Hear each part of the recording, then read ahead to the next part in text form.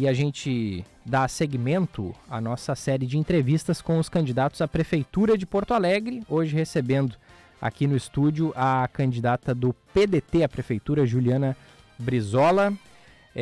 Bruna Subtits vai cronometrar o tempo direitinho a partir da resposta da candidata, né, Bruna? Isso, a partir da primeira resposta, mas antes da bom dia aqui, Juliana Brizola, candidata à Prefeitura de Porto Alegre, a coligação PDT, União Brasil e Federação PSDB Cidadania. Candidata Juliana, bom dia, bem-vinda aqui à Band News FM.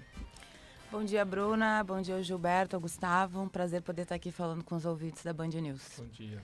Bom, candidata, a gente começa com a pergunta padrão, tema geral que estamos fazendo aí para todos os candidatos, que é sobre as enchentes aqui em Porto Alegre. Como é que a senhora pretende incluir no orçamento da cidade a manutenção e a atualização do sistema de proteção a enchentes e se existe em sua análise um valor de investimento ideal para isso? Se sim, de onde pretende captar esses recursos? Bom dia quem nos escuta. Porto Alegre passou por essa tragédia e, assim, acho que não é importante identificar culpados, mas muito importante identificar responsáveis. O que a gente sabe é que, enfim, tanto o DEMAI quanto a Metsul avisaram, né, das fortes chuvas, mas que isso foi de alguma forma desconsiderado. Fora a questão da falta de manutenção durante tanto tempo, né? Tanto das comportas como das casas de bombas, mas sobretudo de um serviço essencial que a prefeitura tem que prestar todos os dias e que mesmo depois de toda essa tragédia, quem anda por Porto Alegre vê que esse trabalho não está sendo feito, que é a limpeza dos bueiros e das galerias pluviais, né? Então, assim, a atual prefeitura, ela não escutou os técnicos, ela teve uma dificuldade também de se comunicar com a população, né, assim, na orientação.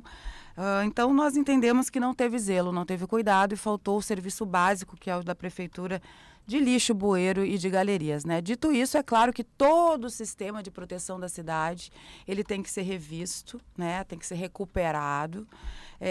Nós entendemos, por exemplo, que tem um problema grave, crônico, dentro da casa de bomba, que é o seguinte: os geradores, né? A maioria não tem geradores e aquele painel de controle, ele é muito baixo. Então, quando sobe a água, logo já desliga esse painel. E quando falta luz, né, as bombas não funcionam. Então, o ideal é que se colocasse em cada casa de bomba um gerador, sempre pensando que esse gerador não pode ficar muito embaixo, tem que ficar mais em cima, para que, se por acaso a água sobe, não alcance o gerador, para que as bombas continuem a funcionar. Porque uma das questões que a gente viu foi isso, né? Um problema grave em relação a essas bombas, que a maior parte delas não funciona. Outra questão que a gente enxerga que é muito importante que seja criado aqui em Porto Alegre é um sistema de monitoramento e alerta, para que a população saiba o que fazer. Porque o que a gente viu também foi uma população desorientada, que não entendia se estava subindo, se era... Porque em algum momento o rio começou a baixar em alguns bairros, mas os bueiros voltaram. E a população não sabia, e a orientação até da prefeitura foi: olha, se baixou a água na tua casa, pode colocar, enfim, todas as suas memórias, né, para o lado de fora, que acabaram se tornando entulhos e lixos, mas, enfim, a memória da vida das pessoas. Mas logo já vinha uma outra chuva. E aí tudo aquilo foi ainda para os bueiros, ou seja, não há uma orientação clara, transparente da prefeitura. E como eu disse desde o início, aquele serviço essencial. Tudo isso, esse sistema que tem que ser revisto, isso custa bastante dinheiro, é verdade. São milhões e milhões. Não vejo Porto Alegre conseguindo fazer isso sozinha. Mesmo que Porto Alegre tenha um caixa, né, um orçamento de 11 bilhões, e mesmo, por exemplo, o DEMAI tendo fechado no lucro o ano passado com 400 milhões em caixa, a gente entende que algum tipo de serviço dá para ser feito. Por exemplo, a limpeza de bueiros, e isso tem que ser contínuo, né, diariamente, sempre, a cidade inteira. Mas essa questão da revisão e da recuperação do sistema de proteção, ela é muito mais complexa. Porque, além de tudo, também envolve a região metropolitana. Para a gente resolver o problema, na verdade, há que se ter um estudo bem grande, que já existe, na verdade, na Metroplan, para que se faça um desacionamento, por exemplo, do Rio Guaíba, mas também de todo aquele... Porque o rio acaba que é um estuário, né? Tem toda essa discussão se é rio, se é lago, mas ele é um grande estuário que recebe águas. E se não tiver lá em cima também uma mudança, ou se não resolver o problema ali de Canoas, Cachoeirinha, Eldorado, sempre vai ter esse problema. Agora, a Prefeitura de Porto Alegre, ela é responsável, sim. Tudo que aconteceu é um grande ensinamento para todos, mas há que se ter mais cuidado com a cidade de Porto Alegre. Eu entendo a Prefeitura assim como uma zeladoria, né? E desculpa, sim, tudo que aconteceu poderia ter sido minimizado. Nós poderíamos não ter tido vários rebotes de água que tivemos. Se nós tivéssemos tido, por exemplo, uma conservação maior ali da questão das comportas e da própria casa de bomba, que já era público e notório para a prefeitura que elas não estavam funcionando. Então, dinheiro é justamente... não, a Porto Alegre sozinha não, porém... Me proponho, até por entender que hoje o que Porto Alegre está precisando é de união e não de vaidades políticas, disputas políticas, de apontar quem é aqui, quem é ali, mas essa união requer o quê? Diálogo com o governo estadual, diálogo com o governo federal, que podem nos ajudar financeiramente. Fora isso, um corpo técnico que possa desenvolver bons projetos para que a gente possa apresentar, seja internacionalmente ou seja a nível de Banco Mundial, BNDES, tem que ter um corpo técnico preparado para preparar esses projetos, para trazer recursos para Porto Alegre, porque Porto Alegre pode se inscrever. Porto Alegre, por exemplo, é tida como uma cidade resiliente. Por ser assim, tem a capacidade de desenvolver projetos e apresentar e trazer recursos. Então, assim, eu vejo que falta vontade de fazer, vontade política de fazer. Candidata, falando sobre o DEMAI, a senhora citou a questão de ter técnicos ali dentro qualificados e que alertaram a prefeitura sobre os riscos que a cidade estaria correndo. Ele está também há algum tempo já no meio de um debate sobre a concessão do serviço. Isso passa pela sua proposta aí de governo, a intenção de conceder a gestão do DEMAI para a iniciativa privada ou não? A ideia é mantê-lo público e reforçar a atuação. A nossa ideia é mantê-lo público, sim. Né? Até aqui, o que a gente vê é uma má gestão em relação ao DEMAI, mas não é verdade que o seu corpo técnico não é preparado. E até aqui, como eu disse, o DEMAI acabou o ano passado com 400 milhões no caixa. Então, dá lucro. O serviço, para ser privatizado, a gente compreende que ele tem que ter uma prova de que ele vai melhorar para a população, que a tarifa vai ser justa e que vão ser feitos investimentos adequados. Eu não tenho nenhum problema com a privatização, na verdade. O que eu quero entender é o que chega para a população.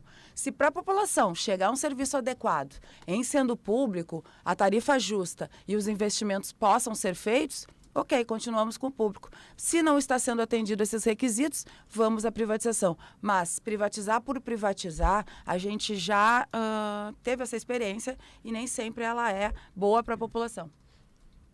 Candidata, eu costumo dizer que a prefeitura ela é lembrada por parte da população quando tem um buraco na rua, na frente da sua casa, ou quando a coleta de lixo atrasa. Mas grande parte da população da cidade, ela depende, também uma outra grande parte da população depende da prefeitura diariamente para muitas coisas, a educação, a saúde. E a gente está vendo na capital um déficit muito grande nas vagas de creches. E o nosso ensino, o primeiro ensino ali da primeira infância também com um déficit muito grande, o IDEB apontando um decréscimo de mais de 20% na qualidade do ensino na cidade. Como é que a senhora pretende enfrentar esse desafio da educação, o desafio das creches? A senhora pretende construir mais creches ou fazer mais convênios? Bom, se a gente não tivesse passado por toda essa questão das águas, né, dos alagamentos, enfim, que as pessoas sofreram barbaridades, perderam tudo, inclusive entes queridos, esse seria o principal problema que eu gostaria de encarar com muita coragem e vontade de mudar. Porque não é possível que a gente ainda tenha tantas crianças fora da creche, sendo que isso é um direito constitucional. E entra governo, sai governo e ninguém enfrenta esse problema. E a questão da creche, que é muito falado assim, o problema das mulheres, para elas poderem trabalhar, não é verdade. É um problema da sociedade. Já foi comprovado cientificamente que aquela criança que de 0 a 3 anos fica fora da creche, ela tem um déficit perante aquela outra que frequentou a creche. É muito importante esse desenvolvimento. Então, isso não é qualquer coisa. Eu entendo que isso é um dos problemas número 1 que a próxima prefeita vai ter que encarar na cidade de Porto Alegre. Hoje a gente também tem um outro problema grave, que 20% dos nossos jovens não terminam o ensino fundamental de 0 a 16 anos. A gente precisa entender o que está acontecendo com esse jovem que não acaba o ensino fundamental. Porque a gente teve uma queda muito grande no IDEB, né, no Índice de Desenvolvimento. E isso passa por várias situações. Hoje, por exemplo, ninguém mais quer ser professora, sabe? Porque além de ser totalmente desvalorizado, ainda enfrenta uma falta de infraestrutura. As nossas escolas não têm infraestrutura, não tem biblioteca, não tem laboratório. Os professores têm uma carreira pouco atrativa.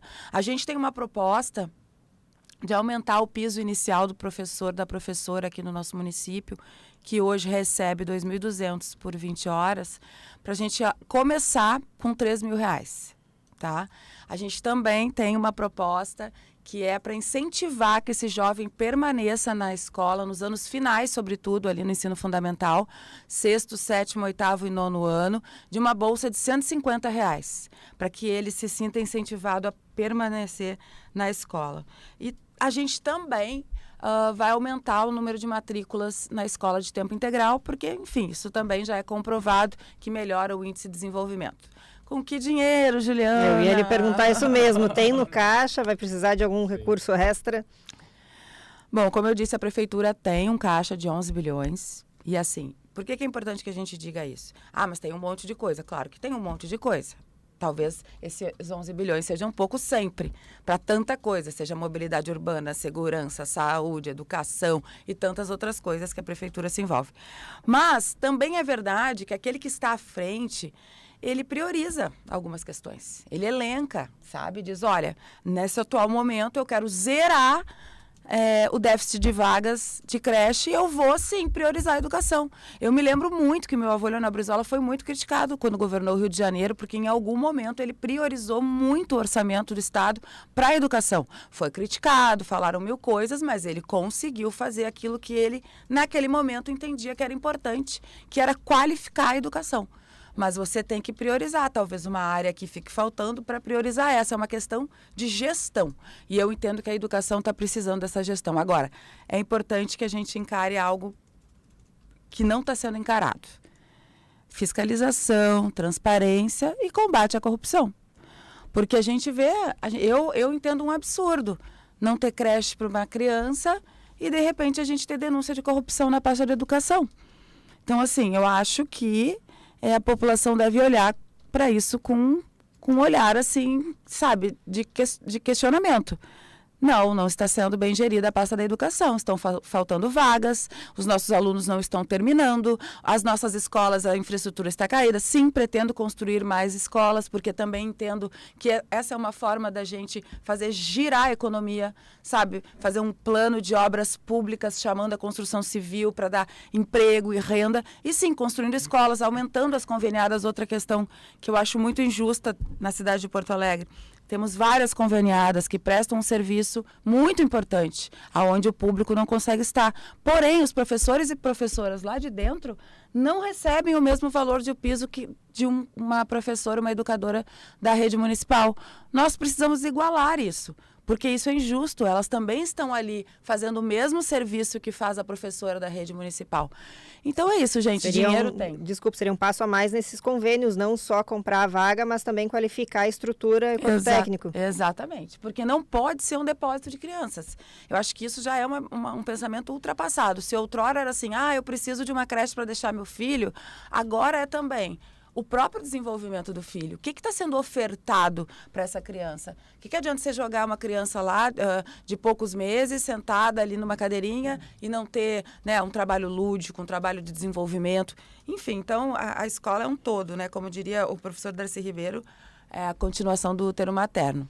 a sociedade fica doente e aquela escola protege a criança, assim como a mãe pode ficar doente e o útero materno protege aquela criança. Eu vou no embalo, vou te pedir licença, Giba, mas foi falado aí sobre o transporte também, o aluno chegar à escola. Eu aqui lembrei de transporte, porque hoje não há o passe para a escola, ele não é mais liberado para todos os alunos, né? De forma geral, há um corte ali de renda, mas a gente sabe que muitas vezes aquele corte de renda não significa que que aquela família tendo uma renda um pouco maior já consiga arcar com o custo de levar a criança para a escola, especialmente ensino médio, que não é de responsabilidade do município, não é obrigação prestar, mas o acesso a ele pode sim ser feito pelo município.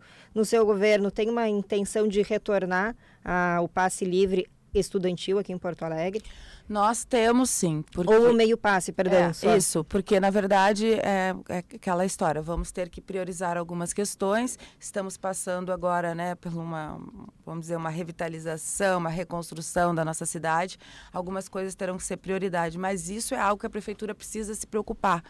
E aí quando a gente fala nesse sentido da mobilidade, né, inclusive dos nossos alunos, a gente esteve na Restinga e a gente identificou lá que muitas creches foram fechadas. E a Restinga é afastada, né? Então, a mobilidade daquele pai, daquela mãe, para levar a criança até a creche mais próxima é algo quase impossível. E agora hoje está frio, não vou levar. Amanhã não vai mais. Então, a prefeitura precisa entender, em primeiro lugar, que a gente tenha que ter as creches naquela localidade, a escola de educação infantil e a mobilidade já do ensino médico, que mesmo que não seja a responsabilidade da prefeitura, eu entendo que a cidade acontece, né? A prefeitura está dentro dessa cidade. Eu entendo que nós precisamos qualificar a mobilidade como um todo da cidade, que infelizmente está precária. Com o crescimento dos aplicativos, tudo isso é válido, mas, quem mora nos extremos da cidade, Rubem Berta, Restinga, tem uma dificuldade muito grande com os aplicativos. Se tu passa em horário de pico naquelas paradas, elas estão lotadas. Quando chega o ônibus, assim, lotado, né? Nós que somos mulheres sabemos o que passamos nesse tipo de transporte. E às vezes estraga, como aconteceu com o ônibus que eu estava vindo hoje aqui para o trabalho, estragou no meio da avenida, tive que esperar o seguinte. Todos os dias a gente está vendo um ônibus estragado, né? Isso é uma outra questão que eu acho que a gente tem que refletir. Muito se falava da privatização da Carris, que não sei o quê. Pensando no quê? Na melhora do serviço, na melhora do ônibus, e isso não aconteceu. Então, nós precisamos rever tudo isso, mas precisamos aumentar, sim, os ônibus de linha, precisamos qualificar esses corredores exclusivos, porque tem gente que não pode pagar o aplicativo e não é correto que a prefeitura se exima desse tipo de problema. Já passamos aqui da metade da entrevista com Juliana Brizola, candidata à Prefeitura de Porto Alegre pelo PDT. Só voltando um pouquinho ali no tema da educação ainda, pensando um pouquinho mais na questão de quão atrativo é para o aluno o ambiente escolar, a senhora tem algum projeto para tornar o ambiente escolar de fato mais atrativo, para evitar que o jovem no turno inverso da escola fique mais vulnerável, especialmente em regiões mais periféricas, à criminalidade, ao tráfico de drogas, enfim, algo relacionado nesse sentido? Perfeito, Gilberto. A gente é fã, né? E muito mais do que fã, a gente até é autora da lei aqui no Estado, que obriga o Estado a ofertar 50% das matrículas da escola de tempo integral. Essa escola de tempo integral, ela não é uma escola, ela é uma escola de 40 horas, tá? Então, assim, ela não é uma opção, o contraturno. Sabe, assim como a gente vê, tem vários tipos de tempo integral. O que a gente defende é 40 horas, é aquela escola que tu entra de manhã, faz a primeira refeição, tem ali o currículo normal, matemática, português, geografia. Na parte da tarde, sim, você pode ter música, várias oficinas, mas ela é tudo obrigatório, né? E a entrada da tecnologia.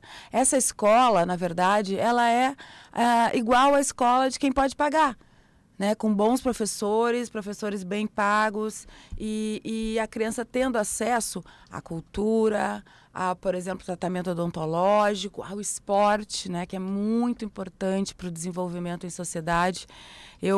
A gente viu agora as Olimpíadas e a gente acha que a gente é um país forte no esporte, mas a gente vê como não é né? Como falta, né? Aqui é o futebol e algumas tivemos as meninas ali, mas num esforço muito grande da própria equipe, né? Não há um incentivo e essas escolas, elas podem sim serem nichos, sabe? De grandes descobertas até em relação ao esporte. Então, eu entendo que a escola hoje está bastante defasada, né?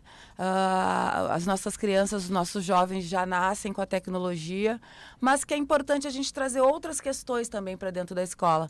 Eu entendo que com tudo isso que a gente está passando, não é só no Rio Grande do Sul, né? A questão das águas, a gente está vendo agora a questão do fogo aí se alastrando por todo o Brasil. Há que se pensar o meio ambiente.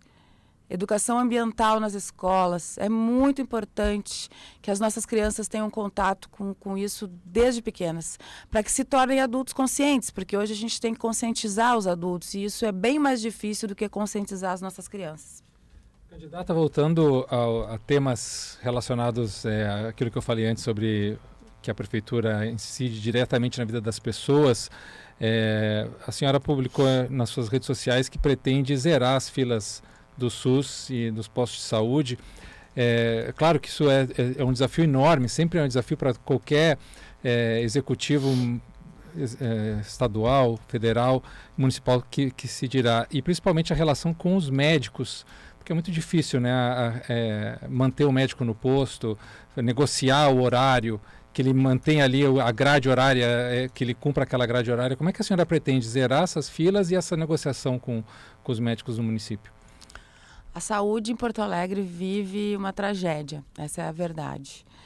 Infelizmente, a gente tem uma fila quilométrica, as pessoas não estão conseguindo fazer exames, não estão conseguindo fazer cirurgias e doenças que eram curáveis, tratáveis, estão ficando, às vezes, levando a pessoa até a morte, né? Pessoas que não conseguem mais caminhar, que não conseguem mais trabalhar e, enfim, tudo que isso acarreta. Eu, enfim, tive muita sorte, me sinto muito honrada de caminhar com o meu vice, que é o Dr. Tiago, é um médico, 30 anos atendendo na cidade, conhece a saúde de Porto Alegre e sabe o que é preciso ser feito. Nós temos uma proposta de fazer um grande mutirão que em 6 meses teríamos como acabar com essas filas. Uma outra questão que é muito importante é essa questão do posto de saúde que tu falou, porque o posto de saúde é o primeiro atendimento, né? Aquele que está ali do lado da casa da pessoa, aquele lugar que a mãe chega de um trabalho, o seu filho está doente, está com febre, vamos ali no posto de saúde. Mas hoje o que se enxerga, o que se vê na cidade de Porto Alegre, primeiro, são poucos postos atendendo depois das 18 horas, o que é muito ruim, porque a doença não tem hora, mas o horário que as pessoas chegam no trabalho é depois.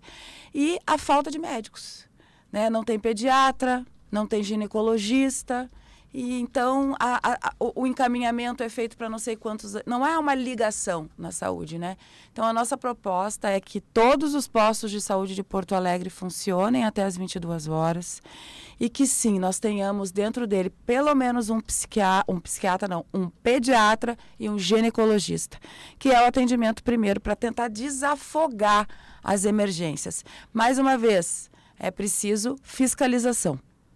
Fiscalização. Não adianta, hoje tem muita terceirização dentro da saúde e há uma reclamação sobre isso. Mas vai terceirizar. Não tem problema de terceirizar. O problema é que a prefeitura não pode terceirizar e largar e nunca mais querer saber, nunca mais olhar. Tem que ter fiscalização, tem que ter controle sobre os médicos que trabalham nos postos de saúde, tem que cobrar os horários. Mas nesse sentido eu me sinto super segura por caminhar com alguém que conhece a cidade e conhece a saúde de Porto Alegre já há bastante tempo. Porque precisa ter muita coragem para enfrentar esse problema da saúde. Mas ele é um problema emergente, que está aí batendo na porta das pessoas todos os dias. E, inclusive, tirando vidas. Então, assim, tem que encarar esse problema o quanto antes. Outra questão que terá que ser encarada aí pelo próximo prefeito ou a próxima prefeita é a revisão do plano diretor de Porto Alegre, que está acontecendo desde 2019, mas ainda sequer foi apresentada a proposta, não foi ainda a votação na Câmara. Já há um trabalho desenvolvido por uma consultoria internacional e em parceria com a prefeitura aqui de Porto Alegre, mas tudo que foi feito é anterior à enchente de maio, que a gente imagina vai ter alguma influência sobre o que se espera para o planejamento da cidade. Na sua gestão, como é que seria conduzido este trabalho, este processo? Se proporia uma nova revisão do plano diretor, considerando a situação da cheia? Não tenha dúvida, esse plano diretor ele vai ter que ter um olhar diferente. Nós defendemos que a gente tenha uma transição desse atual plano para um plano diretor que seja sustentável. Né? Então, assim, tem vários projetos que a gente já foi procurar, mesmo em cidades brasileiras, que ajudam, né? Que ajudam. Por exemplo, esse desmatamento desenfreado nas beiradas, né? Seja do Rio Guaíba, isso tem que acabar. Porque é comprovado que existem plantas que elas sugam. Hoje tem aquele conceito de cidade esponja. E a gente tem vários exemplos, né? Jardins de chuva, biovaletas, parques lineares, que são esses que acompanham a costa, né, das águas. Porque uma coisa é certa, precisamos olhar com outros olhos para o meio ambiente. Uma cidade que só pensa na especulação imobiliária e que põe cimento atrás de cimento, uma hora isso vai voltar. Né? Eu acho que o progresso é importante, mas nós precisamos conviver lado a lado com o respeito ao meio ambiente. Então, esse plano diretor tem que pensar nesse tipo de cidade, nessa transição para uma cidade mais sustentável. Candidata, a senhora representa uma coligação que tem forças diversas e a gente vive no país uma polarização infeliz para o país, para o debate político. O debate está muito enforcado dentro de uma polarização infértil, né? Ela não traz evolução. E um pouco que isso veio aqui para a cidade, porque há assim, uma força antipetista, um petismo, uma força de direita, que ela não é claramente de direita. E assim como o seu candidato à presidência na última eleição, o Ciro Gomes, ele tentou achar uma terceira via nessa polarização e não conseguiu. Como é que a senhora pretende achar esse seu espaço nesse debate curto, uma campanha curta, para oferecer aos eleitores uma terceira via, uma opção diferente a essa polarização que a gente vive nacionalmente e que ela eventualmente está aqui também na cidade? Eu espero que as pessoas que estão nos escutando, elas entendam que o mais importante agora é debater a cidade. A cidade passou, né, por tudo que passou e, como eu disse, sim, temos responsabilidades. Então, trazer esse debate, né, de nós contra eles, ficar querendo defender bandeira partidária, eu entendo que Porto Alegre precisa de união daqueles que querem trabalhar por Porto Alegre. Se nós não tivéssemos passado por toda essa tragédia, provavelmente essa eleição seria só isso, nós contra eles. Mas tudo que aconteceu está forçando essas duas candidaturas de extremos a terem que pensar a cidade. Mas não é isso que eles querem. Eles não querem. Eles querem trazer para cá essa disputa que está lá em cima, Lula versus Bolsonaro, que não adianta nada para a população. Eu quero saber o que vai mudar no transporte público sobre isso. E assim, é muito engraçado isso. Porque enquanto a cidade está passando por todos esses problemas que são crônicos, né? Porque, enfim, precisamos reconstruir Porto Alegre, mas existem problemas que não foram enfrentados até aqui. Querem trazer apenas essa disputa que não leva a lugar nenhum. Eu estou me propondo, junto com o meu vice, o Dr. Tiago, a abrir mesas de diálogo. Não me importa qual é o partido, não me importa qual é a cor partidária. Eu quero saber... A senhora vai ampliar a sua base, vai tentar conversar com todas as forças políticas da cidade? Mas, com certeza, em primeiro lugar, porque não enxergo como governar sem uma base aliada dentro da Câmara de Vereadores. Por isso é tão importante o diálogo. O diálogo. Essa minha coligação foi isso. Foi uma construção de um grande diálogo. Né? Tanto é que PDT, União Brasil, PSDB, Cidadania, são campos que têm divergências, mas nós estamos deixando de lado as nossas diferenças e divergências por conta do momento político que estamos passando e de toda a tragédia que assolou a vida de várias pessoas. Chega de politicagem. Vamos trabalhar pela população. E então eu não tenho nenhum problema se quem quer trabalhar for do partido A ou B. Acho que isso vem prejudicando não só Porto Alegre, mas o Brasil inteiro. Né? Então, eu me proponho a muita coragem para enfrentar todos os desafios que essa cidade precisa enfrentar. E muita transparência em todo o processo, fiscalizando e combatendo a corrupção, que eu garanto que aí vai começar a aparecer o dinheiro para a gente fazer aquilo que precisa ser feito. Candidata, tem mais um minutinho, não queria deixar de lhe perguntar sobre a questão do acolhimento às pessoas de rua aqui. Hoje faz 4 meses do incêndio da pousada Garoa. Há terceirizações também na área da habitação, como aconteceu com a pousada. No seu eventual governo, você tem aí uma proposta de abraçar novamente, de assumir novamente a causa da habitação? Pretende deixar essa questão terceirizada? Isso é algo que Porto Alegre precisa também encarar, a questão habitacional, né? Porque, enfim, a gente tem várias pessoas em áreas, por exemplo, as ilhas. A gente sabe que ali é crônico o problema.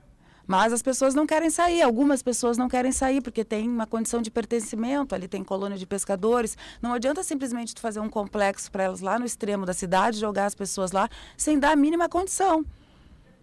Então há que se repensar toda essa questão habitacional. A questão do acolhimento, precisamos qualificar os abrigos. E sim, colocá-los também nesse grande projeto de obras públicas, porque precisamos de abrigos para as pessoas.